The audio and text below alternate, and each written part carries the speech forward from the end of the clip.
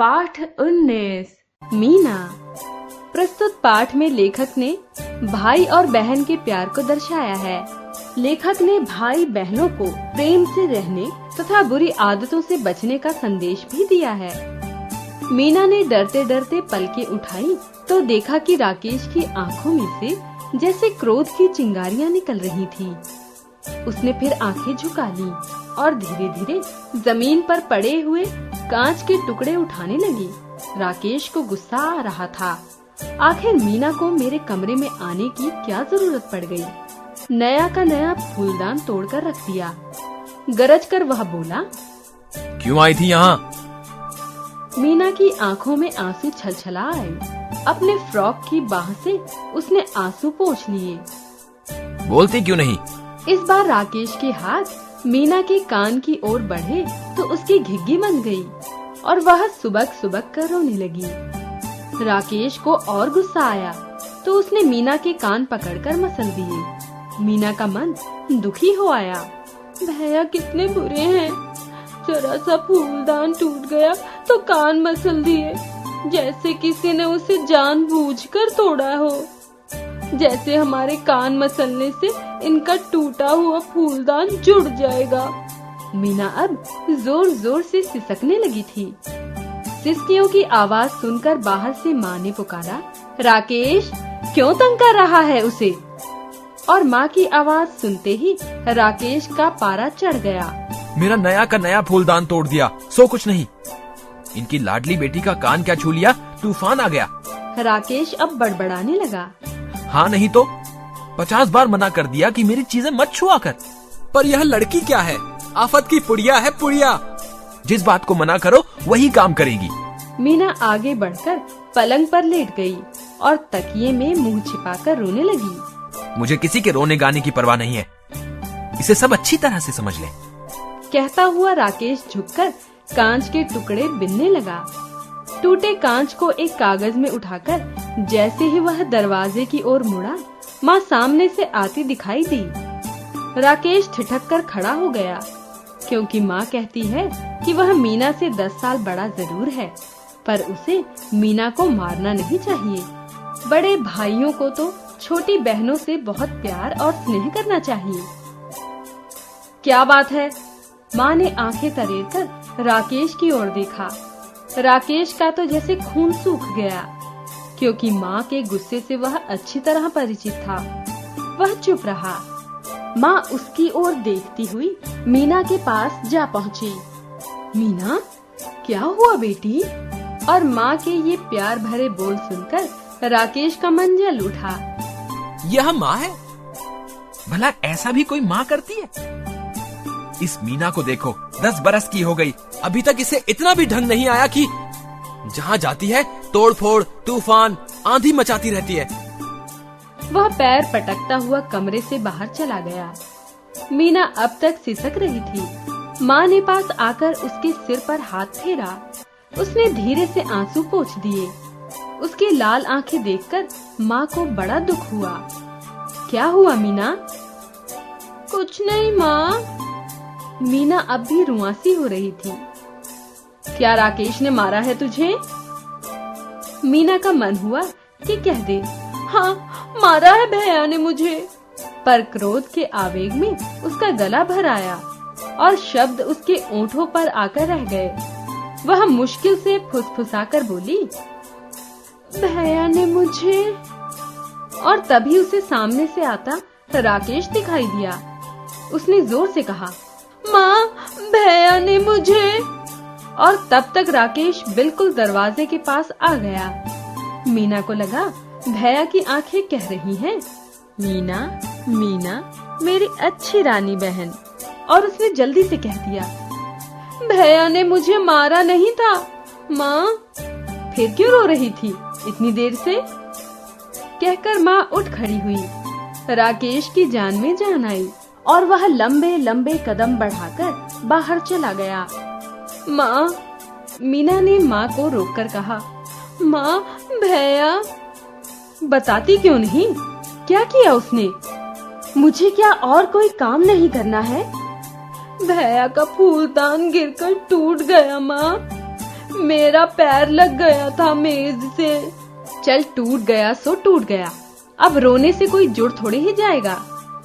सुनकर मीना का मन हुआ कि पूछे अगर फूलदान रोने से नहीं जुड़ सकता तो क्या कान मसलने से जुड़ जाएगा। पर माँ कहती जा रही थी, तुझसे कई बार मना किया है कि तू उसके कमरे में मत जाया कर। तू उसके कमरे में जाती क्यों है? वह मारता है तुझे तो क्या अच्छा लगता है? नहीं माँ। छलछलाई आंखों से मीना ने कहा, भैया तो मुझे बड़ा प्यार करते हैं, पर माँ भैया का फूलदान टूट गया है। तो फिर क्या करूं? तू रोकर उसे जोड़ सकती है। जाने दे, भैया दूसरा ले आएगा। थोड़ी देर में माँ उठकर बाहर चली गई। मीना राकेश की मेज के पास आकर खड़ी हो गई। इस मेज पर रखा वह फूलदान कितना सुंदर लगता था। अब किस चीज का कल्याण करना है? चल बाहर जा यहाँ से। राकेश ने अंदर आकर कहा। मीना कुछ नहीं बोली, चुपचाप बाहर आ गई। इनके लिए चाहे जो करो, चाहे मर भी जाओ, इन्हें थोड़े ही किसी के ऊपर दया आती है। मीना ने कमरे में झांक कर देखा, राकेश अब आराम से पैर फैलाकर लेट गया था। मीना का मन हुआ कि जाकर वह झकझोर दे राकेश को और पूछे, तुम्हारे लिए मैं झूठ बोली और तब भी तुम्हारा मुंह फूला हुआ है, आखिर इतनी अकड़ किस बात की है? तभी राकेश ने जेब से सिगरेट निकालकर जलाई। देखकर मीना मुस्कुराई। आने दो पिताजी को, आज डांट न दिलवाई बच्चू को तो मेरा नाम मीना नहीं। धीरे से आगे बढ़कर उसने दरवाजा खोल दिया। राकेश ने एकदम चौंककर सिगरेट कोने में फेंक दी। दरवाजे पर खड़ी मुस्कुराती हुई मीना को देखकर उसे बड़ी झुंझलाहट हुई और वह बिगड़कर बोला, क्यों आई है यहाँ आप? अभी जी नहीं भरा? मीना मन ही मन मुस्कुराई और बोली, जरा देख रही थी कि भैया कैसे चोरी चोरी सिगरेट पीते हैं। राकेश बुरी तरह खींच गया था। यह शैतान तो आज हाथ धोकर पीछे पड़ गई है, पर अब तो इसे मनाना ही पड़ेगा। कहीं पिताजी से कह दिया इसने तो बस आफत ही है। वहीं से बोला, मीना इधर आना जरा। मीना मुस्कुराई। कैसी खुशामद कर रहे हैं, कैसा प्यार दिखा रहे हैं। इधर आना मीना, रूठ गई क्या? कहते कहते राकेश ने उसे हाथ पकड़कर अपनी ओर खींच लिया और बड़े प्यार से बोला, तूने मेरा फूलदान क्यों तोड़ा बता? मैंने तुझे मना किया था ना। मीना चुप रही। देख मीना, अब यह रूठना छोड़, नहीं तो अब मैं तुझसे खूब नाराज हो जाऊंगा और फिर तेरी ससुराल का टिकट कटा दूंगा। इसीलिए तो हम बोलते नहीं हैं, जब देखो गाली देते रहते हैं। बड़े आए भैया बनके। मुंह फुलाकर मीना ने कहा, तो तू पिताजी से ना कहना कि मैंने सिगरेट पी थी, समझी? नहीं समझी। माँ कहती है कि झूठ बोलना बुरी बात होती है। मीना, मैं तेरे लिए बड़े अच्छे अच्छे रिबन लाऊंगा, समझी? और ना लाए तो देखना। कहते कहते मीना मुस्कुराती हुई बाहर भाग गई। दोपहर को 3 बजे राकेश ने साइकिल उठाई और सिनेमा देखने चला गया। शाम हुई, मीना 3 बार बाहर तक जाकर देख आई। भैया अभी तक नहीं आए। अब मीना को भूख लगाई थी। वह राकेश के कमरे के सामने जाकर खड़ी हो गई। भैया सचमुच बहुत बुरे हैं। अच्छी तरह जानते हैं कि मीना भैया के साथ ही चाय पीती है, भैया के साथ ही खाना खाती है, फिर भी जनाब गायब हो गए।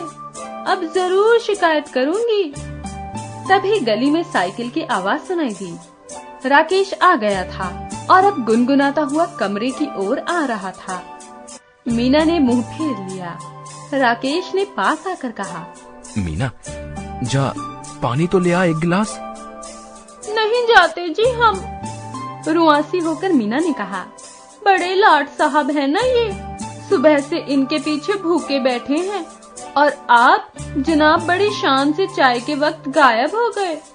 अब आए हैं तो शान इतनी कि यह भी ना पूछा कि मीना तुझे भूख तो नहीं लगी है, बस आए हुक्म चला दिया। नहीं सुनती मीना, मार खाएगी। हाँ हाँ मार खाऊंगी। बड़े आए मारने वाले। क्या कहा? बिगड़ कर राकेश ने कहा, और कहेंगे जाओ, हम पिताजी से कह देंगे कि भैया सिगरेट पीते हैं। लगाओ एक हाथ, खूब बोलने लगी है शैतान कहीं की। लगाओ ना, कुछ सिसकते हुए, कुछ अकड़ते हुए मीना ने कहा। राकेश उठा और अचानक मीना पीछे ब्रैकेट से टकराई तो झन-झन करके सारा सामान नीचे आ गया और मीना का हाथ टूटे हुए कांच पर पड़ा तो खून बहने लगा। पास के कमरे से पिताजी की आवाज सुनाई दी। क्या हुआ राकेश? राकेश ने आगे बढ़कर मीना का हाथ पकड़ लिया। छोड़ो जी हमें, रोते हुए मीना ने कहा। पिताजी ने पास आकर कहा, अरे खून कैसे निकल आया? राकेश की जान सूखी जा रही थी। कहीं मीना ने पिताजी से शिकायत कर दी तो? तब तक मीना ने आंखें पोंछकर कहा, गिर गए थे हम, चोट लग गई हमें। हाय पिताजी, हमारे हाथ में बड़ा दर्द हो रहा है। शोरगुल सुनकर माँ भी वहाँ आ गई थी। मीना के हाथ में दवा लगाकर पट्टी बांधती हुई बोली, सुबह से इसके सिर पर भूत सवार हो गया है। ना खाया ना पिया और अब हाथ तोड़कर बैठ गई। राकेश को इस समय मीना बड़ी प्यारी लग रही थी। बड़े स्नेह से बोला, तूने खाना नहीं खाया मीना? तुम्हें क्या? माँ चिढ़कर बोली, तुम घूमते रहो। यह जरा सी छोकरी भैया के लिए बैठी रहे और भैया के दिमाग देखो तो 7वें आसमान पर। राकेश को सब घटनाएं याद हो आईं। बोला, आज हम अपनी मीना को अपने हाथ से खाना खिलाएंगे। पहले हमारे रिबन दो जी। ओह। जेब से रिबन का बंडल निकालकर देते हुए राकेश ने कहा, लो भाई लो।